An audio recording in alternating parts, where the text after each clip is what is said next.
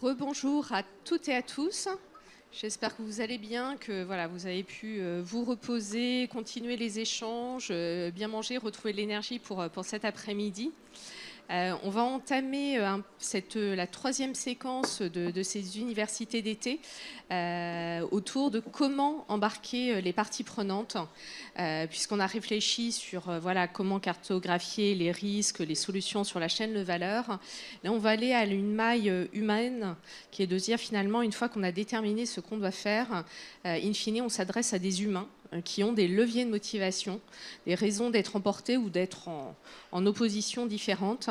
Et pour pouvoir commencer à s'inspirer avant de repartir en session de travail et d'atelier, il est apparu assez rapidement à la préparation des universités d'été que les trois entreprises qui nous avaient fait voilà, l'amabilité, l'honneur d'être dans nos comités de pilotage avaient aussi beaucoup de choses à dire sur ces sujets-là, et on a trouvé important de les mettre à l'honneur pour partager leurs actions, leurs bonnes pratiques, leurs défis, avec en effet cette idée que qu'on soit une PME, une ETI, une grande entreprise, qu'on soit dans le secteur de l'assurance, de l'éclairage urbain ou de l'ingénierie, finalement les idées des uns des unes des autres étaient parfois étonnantes, inattendues, que ce n'était pas forcément que des grands groupes qui avaient des choses à apprendre aux petites, mais aussi inversement, et voilà, et que de toute façon apprendre de vos pairs est sans doute la chose qui pourra vous mettre en chemin, en action le mieux possible, hein, d'où l'idée de commencer cette table ronde avec eux.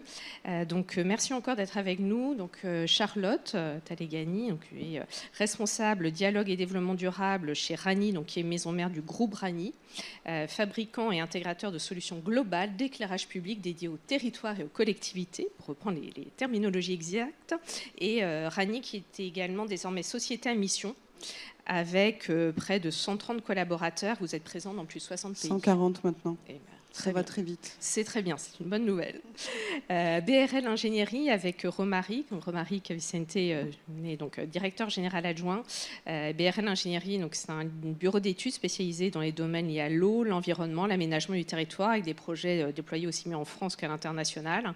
Vous êtes basé à Nîmes avec environ 230 personnes, et vous êtes par ailleurs au conseil d'administration du Pacte mondial. Et enfin, Emma Group, représenté ici par Vianney, donc Vianney Leveugle, cette vice-président d'Aesio Mutuel, hein, et président de la commission engagement mutualiste et performance extra-financière, hein, au niveau groupe. Et donc AMA est un groupe mutualiste de protection multimarque avec Aesio Mutuel, Massif, Abeille Assurance et Ophi Invest, et avec une activité multimétier aussi bien sur les assurances dommages, la santé prévoyance, l'épargne retraite et la gestion d'actifs. Et vous comptez 20 000 collaborateurs et plus de 12 millions d'assurés.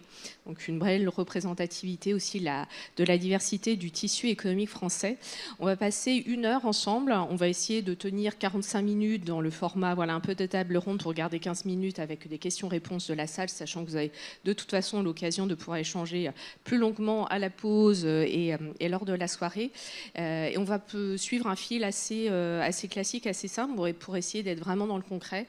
On va parler avec chacune des entreprises de pourquoi elle choisit d'embarquer ses parties prenantes, comment elle le fait. Également, ensuite, comment ces parties prenantes ont réagi, puisqu'entre ce qu'on souhaite et la réaction des personnes auxquelles on s'adresse, il peut y avoir parfois un delta. Et enfin, de terminer, chacune des entreprises, un message pour vous dans la salle, de pouvoir, avec humilité mais réalisme aussi, de partager peut-être un petit conseil opérationnel que vous pouvez prendre avec vous pour essayer de les mettre en place dans vos organisations à la lumière des expériences qui auront été partagées ici. Donc, merci beaucoup pour votre présence. Et on va commencer avec toi, Charlotte. Donc, Rani a enclenché une très forte mobilisation des parties prenantes, donc tous les acteurs de l'aménagement urbain depuis plusieurs années, mais à un moment, vous avez jugé nécessaire de renforcer la dynamique. Est-ce que tu peux nous expliquer pourquoi il y a eu ce déclencheur ? Oui. Alors, je vais resituer le contexte. Quels sont les enjeux de l'éclairage urbain ? Et je vais en profiter pour passer quelques messages sur les sujets qui concerne notre entreprise. Nous, notre impact le plus significatif lorsqu'on éclaire un extérieur, une ville, on travaille avec des collectivités principalement, c'est l'impact sur la biodiversité. La biodiversité nocturne n'est pas conçue, n'est pas faite pour recevoir dans son œil de l'éclairage artificiel. Donc l'impact énergétique est aussi très significatif, mais il est important de comprendre que l'éclairage urbain est un facteur d'érosion de la biodiversité. Donc lorsque ces enjeux ont été identifiés il y a une dizaine d'années, il n'était pas vraiment question d'en parler. Puisque notre travail c'est d'éclairer, c'est de fournir de la lumière.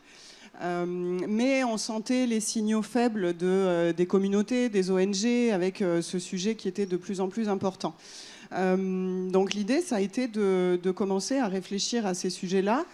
Et on a développé des solutions qui permettent d'avoir un flux lumineux maîtrisé, réduit. On a des solutions de gestion de l'éclairage, on a de la détection de présence, des choses que vous avez sûrement croisées autour de chez vous.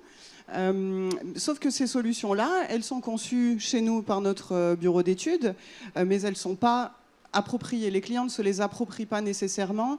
Et le maire, peut-être de votre commune, il va vouloir éclairer sa cathédrale toute la nuit.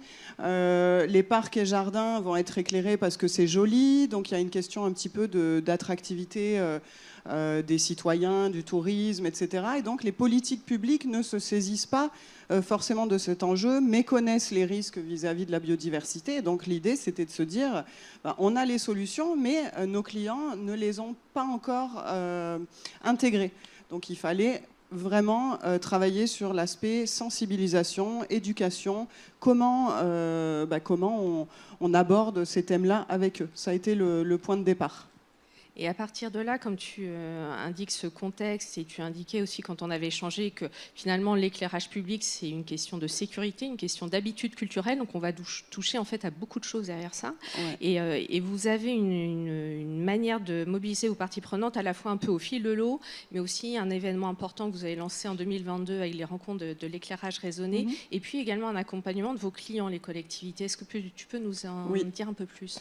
Le terme éclairage raisonné, déjà, on a beaucoup parlé sémantique avec tous les groupes depuis hier, parce que le terme robustesse a quand même une dimension, le poids des mots a son importance. Et donc, on a commencé à communiquer sur la notion d'éclairage raisonné. Vous connaissez sans doute l'agriculture raisonnée. Et donc, on a proposé une définition de cet éclairage. Qu'est-ce qu'un éclairage raisonné ? C'est un éclairage conscient, équilibré, réfléchi. D'ailleurs, en anglais, on l'appelle mindful lighting. Et donc, oui, on s'est dit, en 2022, on va faire un pari, et ça me rappelle aussi une discussion qu'on a eue avec un groupe hier. Un collègue nous disait, moi, je cartographie mes parties prenantes, je les connais, j'analyse la relation que j'ai avec elles, mais elles ne se connaissent pas. Je ne vais pas jusqu'à analyser la relation qu'elles ont entre elles, ces parties prenantes. Et pour moi, le point, il est vraiment là. Donc, le pari qu'on a fait en 2022, ça a été de créer les rencontres de l'éclairage raisonné. Et donc, je suis allée voir mes dirigeants en leur disant, par contre, ce n'est pas du tout un événement business. On va leur proposer un événement RSE, un événement de dialogue. On va les inviter à dialoguer. Et puis, finalement, le format a plu. Les personnes présentes, on a eu une 50aine de parties prenantes de tous horizons. On a vraiment pris le parti d'inviter, bien sûr, des clients, quelques fournisseurs, des scientifiques, des écologues. On avait une philosophe. On avait un astronome, puisque qui dit pollution lumineuse dit problématique de ciel étoilé. Donc il y a vraiment toute une communauté aussi qui est privée à cause de la pollution de ce bien commun qui est le ciel étoilé. Et on les a réunis. On avait aussi des bureaux d'études. Voilà. Et l'objectif était de les faire s'exprimer sur leurs problématiques de terrain. Pour qu'un projet d'éclairage public soit vertueux, il faut que les contraintes de chaque partie prenante soient connues par tous. Il faut que chaque partie prenante arrive à se situer dans la chaîne pour comprendre quelle est sa responsabilité, comment on va partager cette responsabilité-là. Et donc, l'événement a été mené sur une journée. Et on parlera, je ne vais peut-être pas teaser la fin, la réaction des parties prenantes, mais on s'est tout de suite dit qu'il fallait remettre ça. Et effectivement, en 2024, on a fait une nouvelle édition. Et puis, on va en refaire une en 2026 en faisant évoluer le format. Puisque ce qu'on constate, c'est qu'en fait, on crée une espèce de communauté de parties prenantes engagées sur ces sujets-là, au sein à la fois des décideurs, de ceux qui conçoivent, de ceux qui mettent en œuvre et de ceux qui viennent vérifier les impacts des projets qui sont menés. Merci. Romaric, à ton tour, vous, chez BRL Ingénierie, vous êtes même lancé dans une démarche de réflexion sur la comptabilité extra-financière, une réflexion autour de ce que sont les différents capitaux qui peuvent exister, et ce, grâce notamment un peu à le cadre méthodologique CARE, donc C-A-R-E, pour Comprehensive Accounting in Respect of Ecology. Pourquoi se lancer dans cela ? Alors, juste avant, si vous permettez, je vais. Alors, j'ai pris des notes.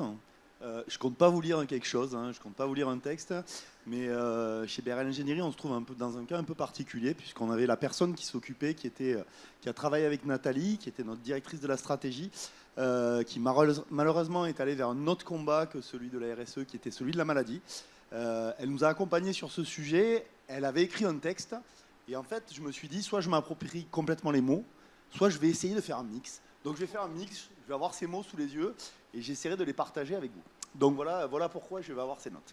Alors chez BRL Ingénierie, en fait, on a décidé de mettre en fait une démarche d'impact parce que notre activité, en fait, elle est de conseiller les clients sur les enjeux sociétaux, environnementaux et puis également sociaux. Et de fait, ça nous engageait fortement à rendre compte de notre utilité. C'est clair que dans une entreprise engagée comme ça, on se dit mais pourquoi mettre entre guillemets en mesure et en route cette démarche d'impact peut-être parce qu'on est notre effectif est composé à 90% d'ingénieurs. Les ingénieurs, ça veut tout comprendre, ça veut tout noter, ça veut rendre compte. Et donc on s'est dit il nous faut un cadre qui soit structurant, mais certes structurant, mais qui soit aussi lisible et qui permette d'engager tout le monde. Alors, on a engagé cette démarche en fait parce qu'on avait une conviction profonde, c'est qu'on est dans un monde économique aujourd'hui qui a oublié quelque chose. Ce monde économique, il a oublié de prendre en compte son impact sur l'environnement et son impact sur le social. C'est vrai que ce système économique, globalement, il est pensé pour s'appuyer sur des ressources. Alors, je ne vais rien inventer de nouveau, mais il est pensé pour s'appuyer sur des ressources qui sont infinies, des ressources naturelles infinies qu'on peut consommer à volonté, et puis qui s'appuient sur des hommes et des femmes qui sont de plus en plus performantes. Alors, ce mot performant, j'ai un peu honte parce qu'il est à peu près de partout dans les mots, mais je vais quand même l'utiliser. Et c'est vrai que la comptabilité classique, alors c'est pas sexy la comptabilité, je suis désolé, mais c'est vrai que la comptabilité classique, elle ignore ces actifs-là, elle ignore l'actif naturel, elle ignore l'actif humain. Et comment engager une démarche sans prendre en compte l'environnement et l'humain en se basant que sur des chiffres. Bon. Et là, on s'est dit, mais qu'est-ce qu'on va faire? Et puis, on a, au fur et à mesure de nos rencontres, on a entendu parler de la comptabilité triple capital. Alors, la comptabilité triple capital, économique, sociale, environnementale, en fait, c'est vrai qu'on en parle depuis longtemps, et puis on a entendu parler de la méthode CARE. Donc, j'ai pas ton accent anglais, Nathalie, donc je vais pas vous faire l'affront de vous répéter ce que ça veut dire. Mais ça nous a paru, en tout cas, un levier essentiel pour rendre compte de notre impact. C'est une approche qui permettait de se dégager de l'approche purement financière. Alors, je le dis d'autant plus que j'exerce la direction financière de l'entreprise et d'aller vers une meilleure performance vis-à-vis des ressources naturelles et humaines qui sont mobilisées dans notre activité. Alors, quand on a voulu mettre en place ça, je vous ai dit, le métier de BRL Ingénierie, c'est de développer des projets pour protéger l'eau, l'environnement, les territoires et l'accès à la nourriture. Donc par défaut, on dit, mais qu'est-ce que vous voulez faire de plus? Mais la différence, c'est qu'on aide des gens, en fait, à développer des projets. Mais nous-mêmes, on a nécessairement un impact. Et on s'est dit comment on va effectivement mieux identifier nos impacts, l'impact qui sert à aider les autres, mais n'empêche que quand on aide, on a quand même un impact. Et on s'est dit, on va regarder deux choses. D'une part, le capital humain, parce que c'est nos collaborateurs, c'est notre plus grande richesse aujourd'hui, c'est celle qui fait que notre société existe.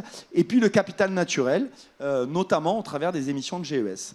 Donc c'est vrai que cette comptabilité, je la détaillerai par la suite, mais elle nous a permis de développer des tableaux de bord qui nous ont permis d'avoir un pilotage qui soit plus global en fait. Souvent on a tendance, on va parler de RH, on va parler de finance, et là on s'est dit mais non, c'est pas possible, on peut pas piloter comme ça, on peut pas piloter par silo. Quand vous êtes dans un avion, le pilote, il a tous les instruments sous les yeux. Il n'y en a pas un qui dit tiens, l'altitude elle est comme ça, puis là le cap il est comme ça. Forcément, vous avez une vision holistique. Donc c'est dit, il faut qu'on retrouve cette vision holistique. Et c'est bien, effectivement, en objectivant des éléments d'impact, qu'on se donne ces moyens d'avoir une démarche qui soit plus intégrée. Voilà. Et donc, notre objectif ultime, en tout cas celui qu'on s'est donné, pour le moment on n'y est malheureusement on n'y est pas encore, c'est d'avoir des décisions qui soient compatibles avec les limites planétaires et qui nous permettent de répondre aux besoins humains fondamentaux. Voilà. Merci pour cela et pour rendre la démarche plus concrète, puisque se dire, voilà, je suis dans une entreprise, je vais lancer une comptabilité à triple capital. Vous pouvez peut-être vous dire, ah là là, je suis responsable RSE, développement durable. Mon profil académique est peut-être plus sur la communication, du marketing, de l'ingénierie, mais typiquement me lancer dans la comptabilité, ça n'est pas sexy. Romaric, je te laisse la responsabilité de cette remarque avec Mathieu Estic dans la salle qui vous a accompagné. Comment est-ce qu'on met ça en place et comment on met ça aussi en place de manière réaliste, sans avoir besoin de mobiliser des dizaines de milliers d'euros, des dizaines de consultants et néanmoins d'avancer? Tout à fait. Alors, c'est vrai que ce choix-là, quand on aborde, il y a des grands conseils, des grands principes, et puis à un moment donné, les principes, il faut savoir les mettre en œuvre, il faut savoir les mettre en action, parce que les beaux discours sont très jolis, mais à un moment donné, il faut avancer. Donc, c'est vrai qu'on avait ces convictions, on avait cet engagement, mais on ne savait pas comment le mettre en œuvre. Alors, on a choisi la méthode CARE, en fait, qui est une approche qui est rigoureuse, comme toute méthode de comptabilité, mais qui avait l'avantage d'être très pédagogique et qui nous a permis de structurer notre engagement, en fait. C'est vrai que la compréhension de la méthode CARE, Mathieu en parlera tout à l'heure, sûrement, nous a permis de progresser, de gagner en maturité sur ces sujets, de comprendre comment on pouvait avancer. Par contre, très très vite, on s'est aperçu que la méthode CARE, elle demandait beaucoup de ressources pour être vraiment appliquée. Et on s'est dit, aujourd'hui, on n'en est pas là. On n'en est pas là, mais pour autant, la démarche est intéressante. Donc, comment on va le mettre en place? Et on a dit, plutôt que de mettre une comptabilité, on va commencer par des tableaux de bord. On va limiter notre impact et on va mettre ces tableaux de bord. Donc, en s'inspirant de cette méthode, et puis avec l'aide de Mathieu, un de ses pairs, on a décidé de créer un petit groupe de travail d'une dizaine de personnes qu'on a voulu aussi holistique. Alors chez nous, à BRL Ingénierie, on a 90% d'ingénieurs. Mais le groupe, on ne l'a pas composé de 90% d'ingénieurs. Certes, il y avait des ingénieurs, mais il y avait des comptables, il y avait des commerciaux, il y avait des gens qui faisaient de l'informatique. Globalement, tous les, entre guillemets, corps de métier étaient représentés. Et ce groupe de travail, donc piloté par Mathieu, on a réfléchi à nos sources d'impact, à ce que nous souhaitions rendre compte, en fait. Et c'est par cette politique, en fait, une politique des petits pas, on a avancé progressivement, qu'on a réussi effectivement à embarquer l'ensemble du groupe de travail et puis on espère dans le futur nos collaborateurs. Alors, après 6 mois de réflexion, donc c'est quand même une démarche qui est quand même relativement longue, qui est consommatrice de ressources, et puis on s'est formé à la méthode, on a fait des ateliers de travail et finalement on a décidé de mettre 2 indicateurs, de les limiter parce que on peut avoir 100 KPI, on ne sait plus les piloter. On s'est dit on va se limiter à 2, ça sera déjà pas mal. Et sur les 2, on s'est dit on va regarder le capital naturel et on s'est focalisé sur le capital climat chez nous, avec la définition d'une part d'un budget climat annuel, d'autre part d'une comptabilisation, alors ça c'est à peu près classique, de nos émissions de GES, mais surtout ça ce qui n'est pas classique, c'est qu'on a décidé de facturer à nos clients en fait le coût de ces émissions GES. Alors, vous allez me dire, le paiement, on n'en est pas encore là, mais en tout cas, ils reçoivent une facture dans laquelle aujourd'hui, ils disent on vous a acheté cette prestation et voilà ce que ça coûte. Donc ça, c'était pour le capital naturel.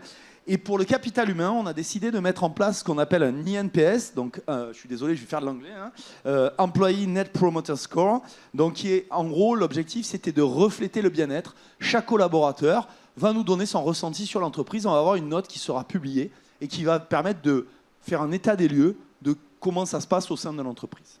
Voilà. Merci. Maintenant, à vous, Vianney. Donc, AEMA Group est un groupe mutualiste. Qu'est-ce que ça veut dire pour un groupe qui a cette nature par rapport à une autre structure assurantielle qui n'a pas cette nature mutualiste quand on embarque ces parties prenantes? Pourquoi on le fait et avec peut-être quelles contraintes aussi, quels défis, quelles promesses? Alors, peut-être commencer par un flashback dans les 5 dernières années pour expliquer qui on est et ce qu'on fait. En fait, AEMA Group, ce sont 2 structures mutualistes, à savoir Aesio Mutuel et Massif, qui se regroupent pour créer un groupe pour être plus fort et qui se permet, pour 2 entreprises de l'économie sociale et solidaire, d'acheter une entreprise capitaliste, en l'occurrence donc Abeille Assurance. Et de cette première acquisition, on transforme aussi la structure de gestionnaire d'actifs pour aider et amplifier Ophi Invest, qui est un gestionnaire d'actifs, qui gère 200 milliards d'euros d'actifs pour compte de tiers. Alors, ce que je veux dire par là, c'est qu'on a bien donc un groupe AEMA, ça ne nous a pas trop coûté cher auprès des agences de communication pour trouver le nom, ça a été une bonne chose. C'est deux fondateurs mutualistes qui appartiennent à l'ESS, à l'économie sociale et solidaire, et 4 marques, Aesio, Massif, Abeille et Ophi Invest. Alors, ce qui s'est passé, c'est que tous ces gens-là se sont retrouvés dans un même groupe avec des origines différentes et des cultures différentes. Et il a fallu très vite se poser des questions, et notamment sur ce qu'on s'est posé. On a ouvert un chantier qu'on a appelé Sens et Identité, qui on est et là où on veut aller, pour interroger toutes les parties prenantes, qui sont les 2 parties prenantes essentielles chez nous, qui sont d'un côté les représentants des adhérents ou des sociétaires ou des clients. Alors, dans notre milieu, souvent quand on parle client, on a toujours les vieux mutualistes qui disent non, il n'y a pas de clients, c'est des adhérents, c'est des sociétaires, mais on parle de la même chose, des gens qui vont payer une prestation et qui attendent un retour, un service en retour. Donc on a d'un côté cette communauté des délégués qui sont élus par les adhérents, les sociétaires ou les clients, et d'autre côté, la communauté des salariés qui, dans le groupe, représente 20 000 personnes.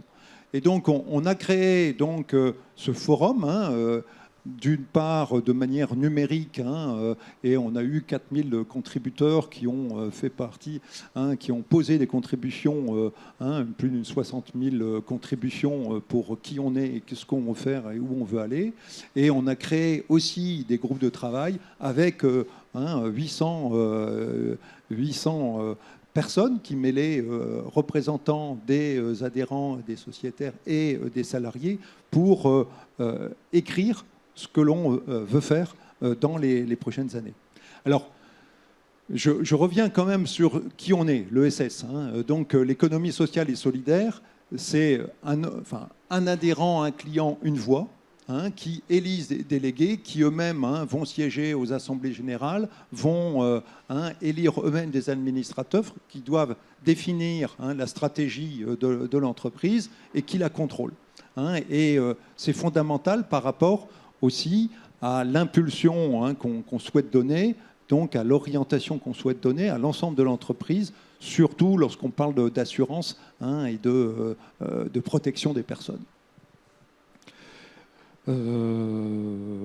Voilà ce que je voulais vous dire. On a à peu près 1800 élus qui ont d'une part une activité sur les territoires et qui aussi font remonter les attentes des adhérents. Et comment est-ce que cet embarquement de vos différents sociétaires, clients, adhérents se fait aussi avec ces dimensions territoriales que vous avez mentionnées? Comment est-elle prise en compte? Nous sommes, tant la Massif qu'Aesio, nous sommes organisés en territoire. Et sur les territoires, on a une organisation qui s'appuie aussi sur les différents centres de gestion que l'on a partout en France. Ça fait partie de ces grandes entreprises qui sont complètement éclatées. Puisque si on additionne Aesio, Massif et Abeille, sans compter les agences de proximité, mais on est sur plus d'une 60aine de sites de gestion partout en France, et on essaime dans les territoires, et on est visible dans les territoires à ce niveau-là. Et à côté de ça, il y a toute la communauté des élus qui va mener des actions au quotidien, de prévention, d'action sociale. On a tout un service d'accompagnement de nos adhérents sur le plan social, et ce sont des élus qui vont se réunir localement pour pouvoir étudier les problématiques et essayer d'apporter les réponses. Et en termes de prévention, on a de multiples participations, et j'en citerai qu'une, c'est On soutient par exemple dans les Pays de Loire, Massif, le réseau Envie, qui œuvre à la réinsertion ou à l'insertion professionnelle de personnes en difficulté au travers des recycleries et autres. Et nous sommes des parties prenantes, j'allais dire, importantes dans ce domaine-là. Merci beaucoup, Vianney. Et on va passer maintenant à comment ces parties prenantes que les uns les unes les autres vous essayez de mobiliser, finalement, comment est-ce qu'ils réagissent à vos démarches. Et Charlotte, en revenant avec toi, finalement, ces différents acteurs sur la chaîne de valeur, comment ont-ils réagi à ces rencontres de l'éclairage raisonné? Quelle est la valeur créée par ces démarches, quelle que soit la valeur, enfin, le type de mesure que tu peux mettre sur cette valeur? Alors, la première fois, la plus grande réaction, elle a été en interne. J'ai trouvé que même le jour, sur la journée, ça a été assez bluffant et positif de voir que nos dirigeants eux-mêmes réagissaient vraiment très bien aux échanges qui étaient nés de métiers tout à fait différents qui ne se parlaient pas avant. On avait des spécialistes de l'astronomie qui étaient plutôt du côté de l'extinction, donc plutôt opposés au discours d'un fabricant. Et en fait, ça a été vraiment très très stimulant et positif de voir qu'on avait tous le même objectif quand même. C'était de mener des projets pour la ville durable, plus vertueux, plus positifs et de manière collective. Donc et en face, nos parties prenantes étaient surprises de voir qu'un fabricant acceptait d'ouvrir ses portes pour faire venir tout ce beau monde et se confronter peut-être à des débats qui n'étaient pas forcément évidents. Mais voilà, l'issue en a été vraiment très positive et je pense que le premier impact, c'est qu'on s'est positionné en leader. Alors il faut savoir qu'il y a 3 entreprises qui font de l'éclairage public en France comme on le fait. On fait partie de ces 3 meneurs. Et on était les seuls à vraiment provoquer ce dialogue et à dire, allez, on s'assoit autour d'une table, on fait des ateliers de l'intelligence collective, on essaye de se connaître davantage. Et donc, c'est d'abord, on en a parlé en préparant, c'est de la réputation, finalement. C'est dire, voilà, on veut progresser avec vous, on n'est pas forcément bon sur tous les niveaux, mais on essaye d'améliorer notre conception. On a besoin de tenir compte des avis des écologues, des spécialistes, et on a besoin de comprendre les contraintes de nos clients qui, souvent, ont des problèmes budgétaires pour financer la rénovation de leur éclairage. Voilà, donc il est aussi question d'inviter les parties prenantes financières qui vont pouvoir financer ces projets-là pour les collectivités. Donc la réaction a été très positive d'un point de vue réputation. Et en interne, on a aussi observé une plus grande mobilisation des équipes pour ces sujets, avec du coup une stimulation de la créativité, de l'innovation, avec, alors grâce aux enseignements et aux préconisations des scientifiques, une meilleure intégration dans notre processus de conception des solutions qui allaient pouvoir réduire les pressions sur la biodiversité. Donc il faut savoir que l'éclairage public et l'éclairage LED, plus vous avez du bleu dans le spectre lumineux, plus l'impact sur le vivant est important. Donc l'enjeu, c'est de supprimer la partie bleue du spectre lumineux. Donc nous, on est parti sur des développements de lentilles ambrées, alors qui se faisait déjà. On a posé un filtre ambré sur la LED et puis ça faisait comme nos anciennes lumières à sodium, un petit peu orangées, finalement, qui sont moins impactantes, qui sont très énergivores, mais moins impactantes pour le vivant. Et puis, on a développé des LED sans cette partie bleue dans le spectre lumineux, avec une bonne efficacité lumineuse quand même, donc des résultats satisfaisants pour nos clients. Et ça a été clairement vraiment le fait de se nourrir des enseignements des scientifiques avec qui on a développé des relations un petit peu plus durables. Dans l'année, on se fait 1 ou 2 visios pour avoir un petit peu des avancées sur les recherches. Là, tout récemment, on travaille avec l'OFB, ou on échange avec l'OFB sur le papillonnement des LED. Vous savez, les LED, elles clignotent très, très, très, très vite. L'œil humain ne le voit pas, mais quid de l'œil animal? Donc là, on est en train d'étudier des questions qui vont bien au-delà de mes compétences techniques, de fréquence de la lumière, etc., pour comprendre où est le seuil au-delà duquel vraiment l'impact est significatif. Voilà, tout ce que je pourrais dire, je pense.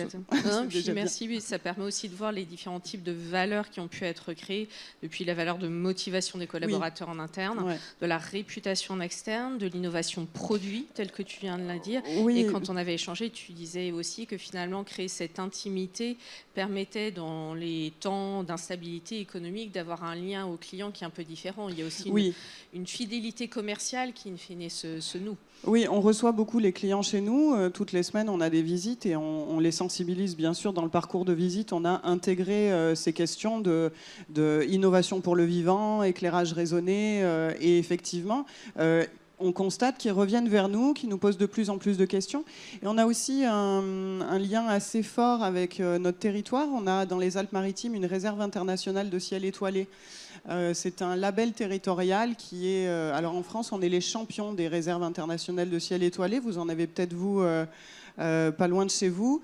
Ce sont des territoires où l'éclairage est dimensionné pour permettre d'observer le ciel lumineux, enfin le ciel étoilé et l'épanouissement de la biodiversité. En fait, on a noué des liens assez forts avec la réserve qui est dans le Mercantour. Ils viennent vers nous pour avoir aussi des conseils et pour accompagner eux-mêmes les communes qui veulent requalifier leur éclairage. Donc vraiment des liens multi-parties prenantes de plus en plus forts.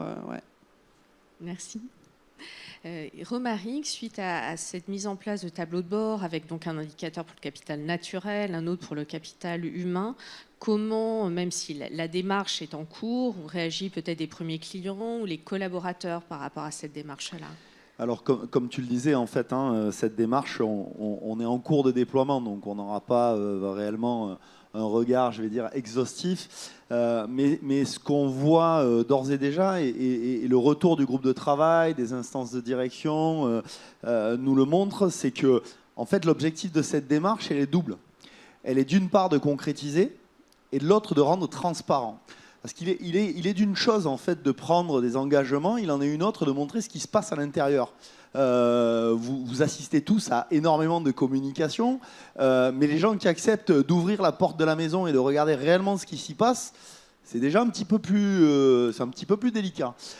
Donc ce qu'on s'est dit, nous on va concrétiser ces engagements. Donc c'est pour ça qu'on a voulu rendre. Alors qui, on va dire, mieux que des chiffres peuvent concrétiser les choses. Alors c'est peut-être un biais d'ingénieur ça, mais en tout cas c'est le prisme qu'on a pris.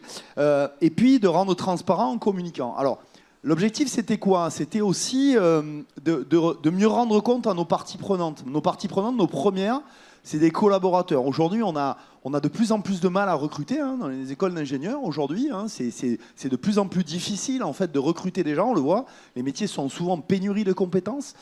Et aujourd'hui, il faut savoir attirer. Et pour attirer, nous, on a pris le parti d'être transparent, de dire aux gens, mais regardez, voyez comment ça se passe chez nous. Alors, on verra si ça fonctionnera, mais en tout cas, c'est le parti pris qu'on a pris. Et puis, on a décidé d'être transparent vis-à-vis de nos clients également. Et pourquoi on veut être transparent avec eux? Parce qu'on a envie qu'il y ait un dialogue qui s'installe.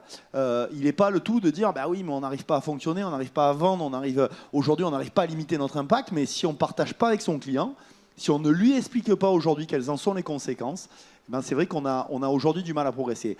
Et c'est vrai qu'une de nos ambitions, en fait, là-dedans, elle est double. C'est peut-être de nouer des partenariats un peu différents, des collaborations un peu différentes avec nos clients. Et puis, je dirais, si on avait un fantasme ultime professionnel, ça serait peut-être qu'on vienne nous chercher aujourd'hui pour mettre en place ce même type de projet qu'on est en train de mettre en place au sein de BRL Ingénierie. Voilà.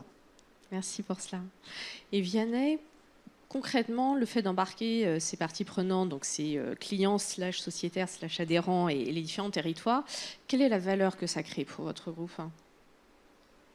Alors, une des premières choses, et c'est un gros mot ici dans cette assemblée, c'est que c'est toujours aussi de veiller à la performance financière et économique de la structure. Moi, je fais partie des gens qui... s'il n'y a pas de résultat, à un moment donné, il n'y a plus de carburant dans la machine et on ne pourra plus investir, on ne pourra plus innover et on est scotché. Et donc, le résultat de nos structures est important On a, nous, la chance dans l'ESS de ne pas distribuer de dividendes et donc tout l'argent qui est généré dans les groupes reste dans le groupe et sert au développement du groupe. Donc c'est une chance énorme, mais cela dit, il nous faut être performants et il nous faut faire du résultat. Là-dessus, je pense que... Alors, on rebondit sur la robustesse, à quoi sert ce résultat et comment on va pouvoir le valoriser.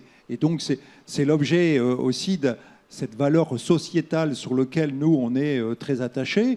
D'abord à dire qu'il faut que tout à chacun puisse accéder à cette protection, que ce soit en matière de santé, que ce soit en protection de logement, IARD, et qu'il faut qu'on rende un service au plus juste prix.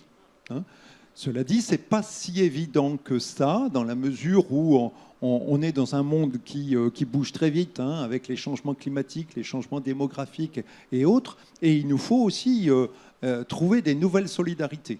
Quand on regarde ce que vous payez dans votre cotisation pour l'assurance maison, et quand on met en face le risque de ce qu'on appelle RGA dans notre jargon, c'est-à-dire les retraits et gonflements d'argile qui impactent entre 5 et 10 millions de logements en France, et quand on sait que dans une bonne partie des cas, il va falloir raser la maison parce qu'il n'y a pas de fondation, parce qu'on n'arrivera pas à la redresser, on se dit que ce n'est pas les 400 € de cotisation que vous payez par an qui va permettre de remplacer 10 millions de logements en France. Donc il y a des vraies problématiques comme celle-là qui nécessitent aussi de trouver, de magnifier ou de surpasser les mutualisations uniquement dans une structure comme la nôtre, mais de l'étendre sur l'ensemble des Français. Et c'est aussi tous les dispositifs catastrophes naturelles dont on paye tous une petite part à chaque cotisation d'assurance, mais qui permet, lors de l'émergence d'une catastrophe naturelle, d'indemniser à juste valeur donc les gens qui subissent ça. C'est une mesure de solidarité nationale, mais qu'il faut vraiment développer et sans doute amplifier dans les prochaines années. Et la troisième chose, c'est que ça permet aussi de magnifier aussi une certaine notion de l'engagement. Quand vous êtes assureur, vous êtes aussi investisseur institutionnel, puisque vous êtes obligé de garder dans vos comptes un certain nombre de moyens pour faire face à des aléas qui sont fluctuants. Et c'est vrai pour les risques courants, c'est aussi vrai, et surtout vrai aussi pour tout ce qui est assurance vie ou autre, où on prête à la structure de l'argent, et cet argent doit pouvoir aussi servir dans l'économie réelle. Et c'est tout l'objet qui est développé dans une de nos structures, c'est Ofinvest, qui gère 200 milliards d'euros et qui a un savoir-faire en termes d'investissement durable et qui est remarquable. Et donc, nous avons en titre d'engagement, on est partenaire, nous, d'un certain nombre d'engagements comme la Net Zero Asset Owner Alliance ou la Finance for Biodiversity Pledge, ou le Forum des investissements responsables, qui sont des structures qui nous amènent à flécher nos investissements dans tout ce qui est les plus économes en matière d'émissions de gaz à effet de serre ou qui sont particulièrement plus respectueux sur la biodiversité ou qui ont un vrai engagement sur les territoires. On a un fonds, je m'adresse à Romaric, qui s'appelle le fonds Territoire Innovant. C'est 150 millions qu'on dédie aux PMI, PME du territoire sur l'ensemble de la France, et on est à même à pouvoir donc accompagner aussi des structures sur nos territoires.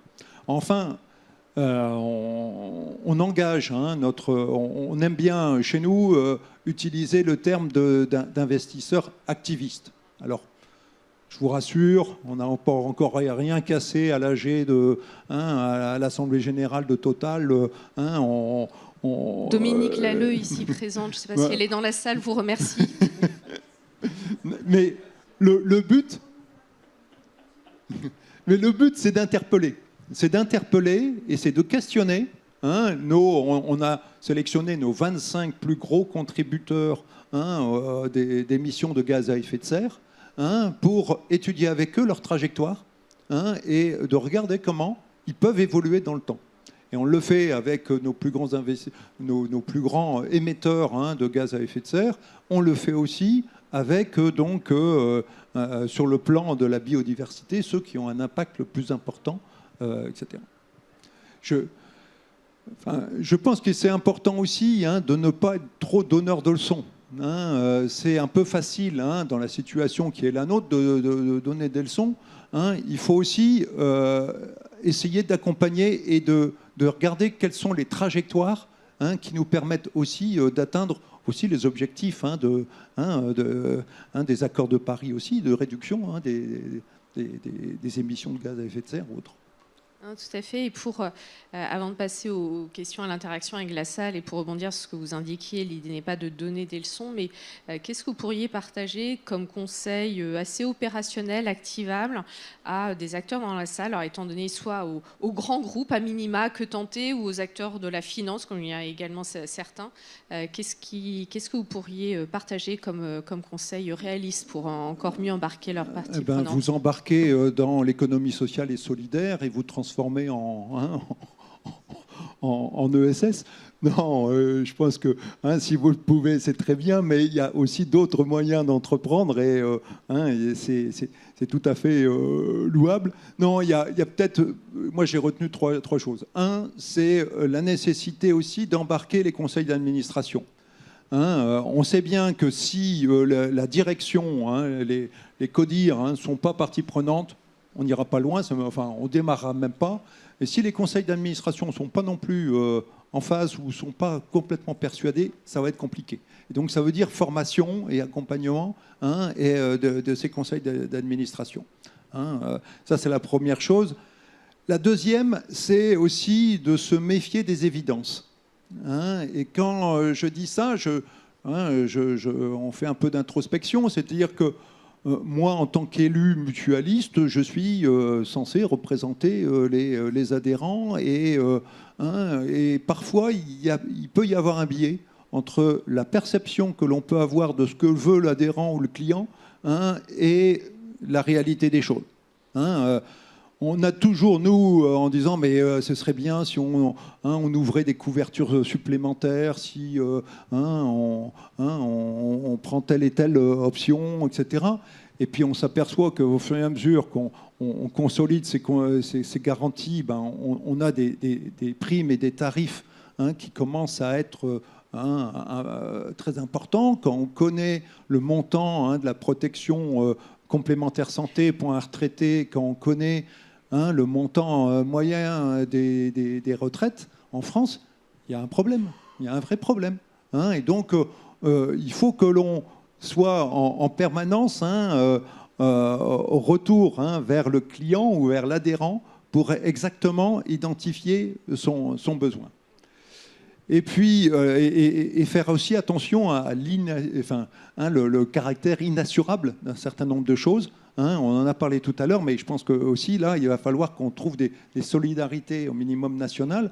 J'en parlais ce midi, mais sur les émeutes, suite aux émeutes en Nouvelle-Calédonie, vous n'allez plus trouver un assureur. Il n'y a plus personne qui veut y aller, c'est clair. Et dire à un assureur, si, vous êtes obligé, mais à un moment donné, quand c'est pas possible, c'est pas possible.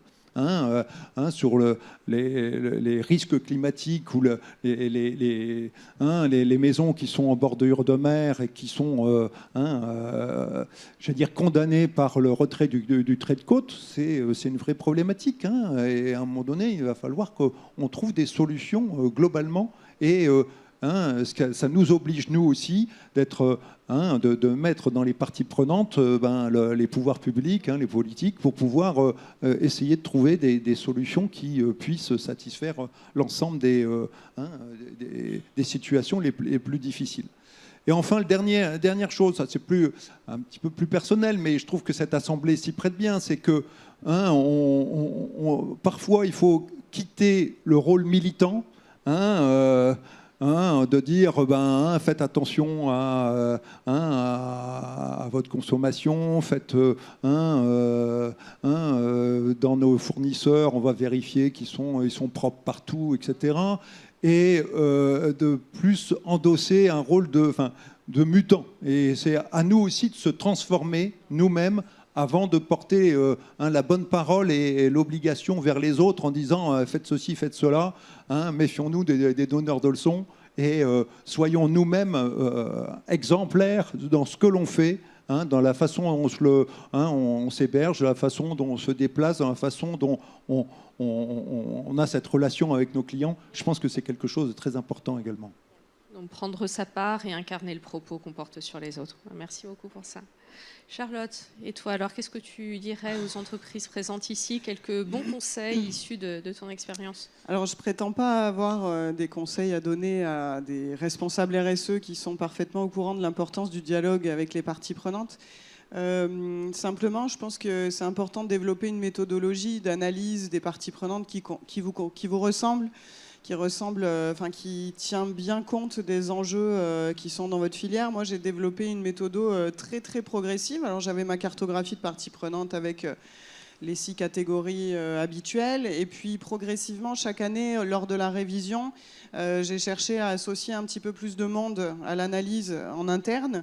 On a eu aussi la chance d'accueillir un directeur des affaires publiques institutionnelles qui a vraiment élargi la vision que j'avais de nos parties prenantes et qui nous a permis de faire évoluer la méthode.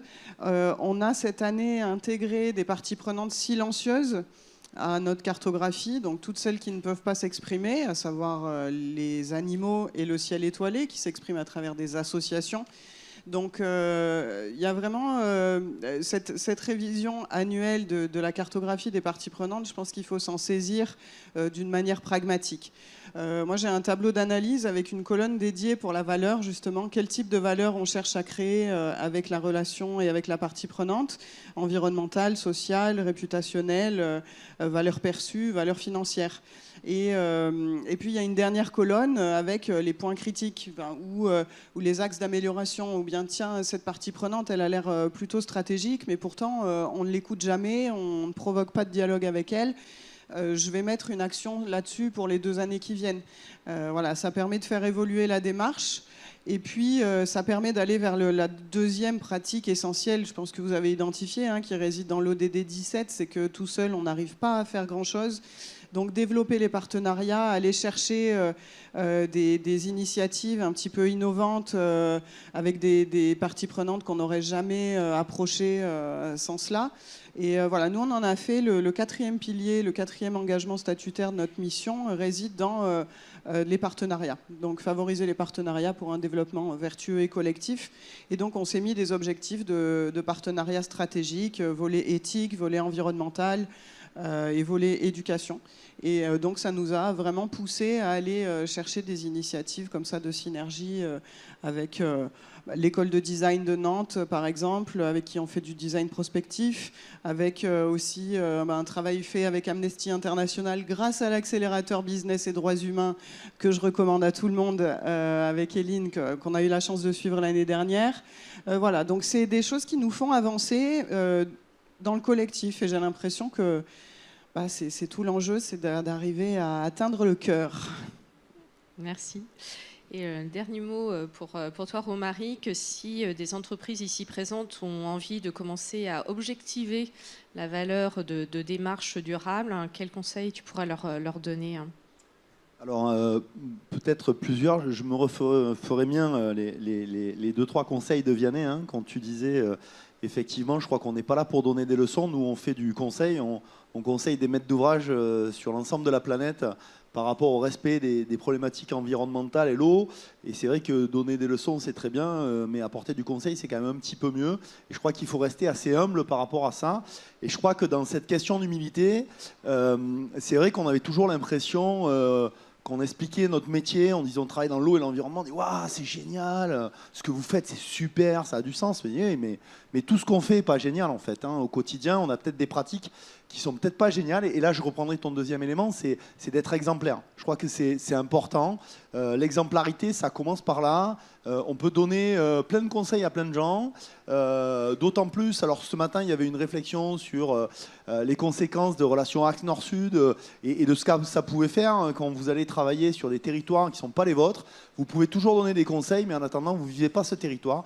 Donc c'est important de savoir s'adapter et de savoir le faire. Alors, pour revenir peut-être à un élément sur lequel on voulait insister, c'est que pour nous, l'impact, en fait, il ne se décrète pas.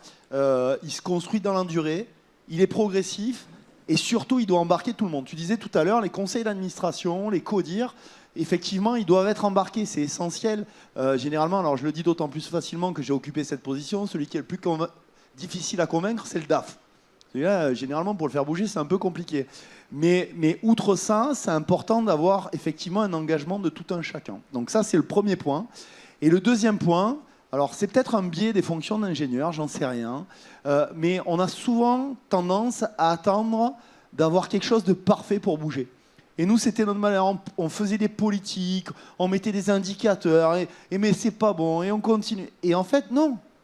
Et je pense que les startups, elles bousculent un peu aujourd'hui les sociétés établies comme les nôtres. Nous, on a plus de 60 ans aujourd'hui. Et ils viennent nous apprendre qu'aujourd'hui, l'objectif, c'est pas de faire bien, c'est d'essayer, en fait. Il faut essayer. Il faut essayer et se tromper. C'est une manière de découvrir comment ça marche pas. Et je crois qu'aujourd'hui, quand on se lance dans cette comptabilité extra-financière, Mathieu Astic peut-être nous dira le contraire tout à l'heure, mais nous, on ne sait pas où ça va nous mener. En tout cas, ce qu'on sait, c'est qu'on aura fait un pas. Et ce pas-là, on l'aura cranté et on aura avancé. Et aujourd'hui, on aura réussi, grâce à ce pas, à mener tout le monde avec nous. Et ça, je crois que c'est vraiment ce que je retiens de notre démarche. En tout cas, ce que je vous conseillerais, c'est amener tout le monde et faites des petits pas. Merci beaucoup à tous les trois pour ce partage. Est-ce que vous avez des questions, des remarques pour nos trois panélistes, avant de peut-être évoquer cela lors de l'apéro de ce soir, mais de profiter un peu de ce forum en commun pour le faire?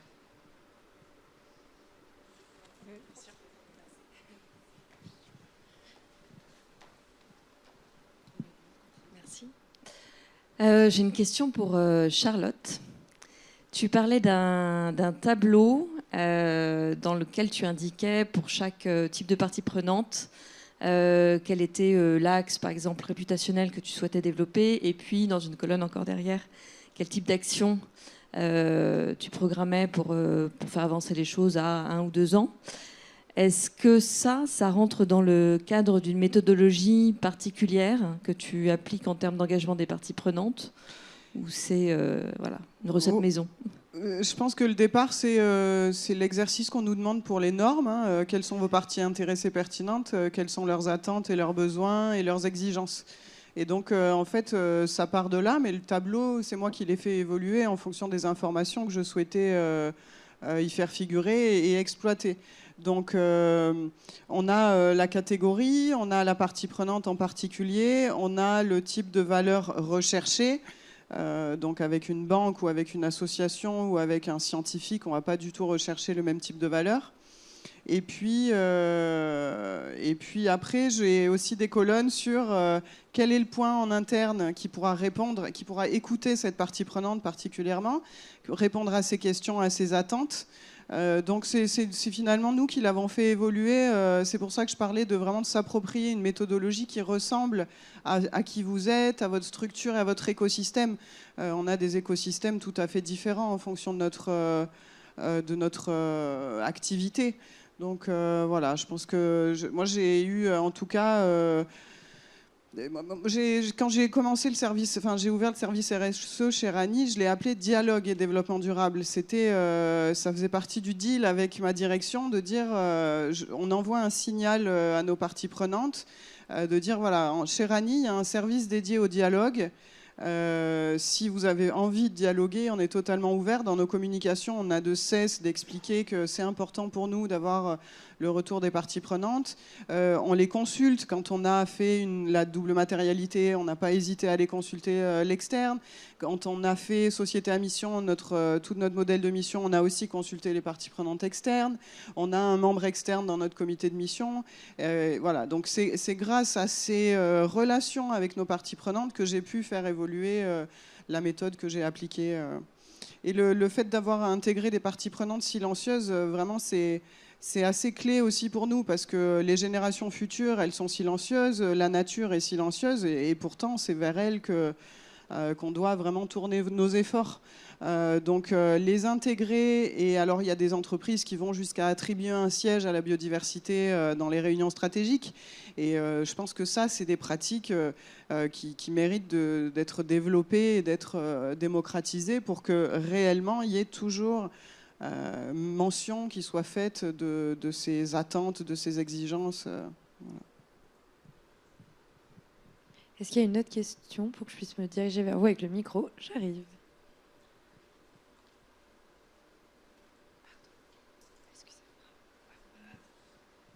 Moi, j'ai une question.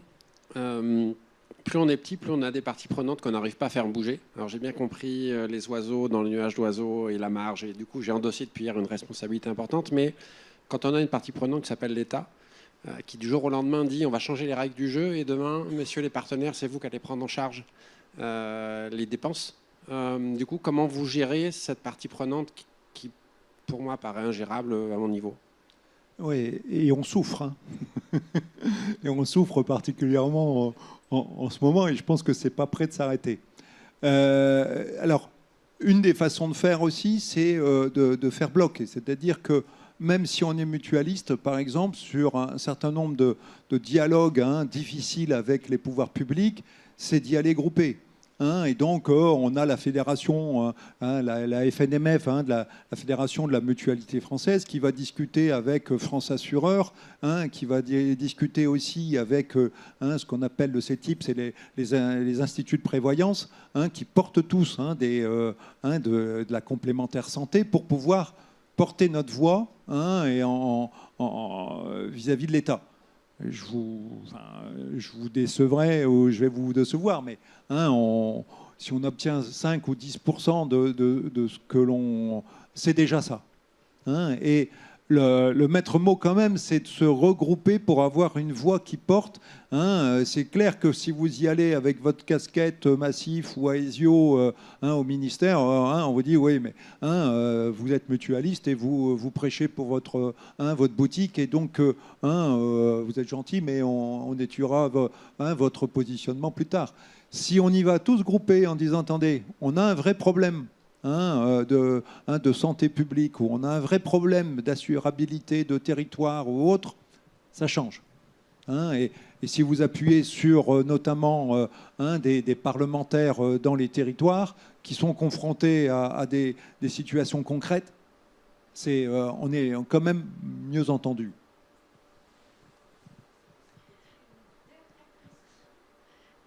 Dernière question, dernière chance. Merci beaucoup. Merci beaucoup.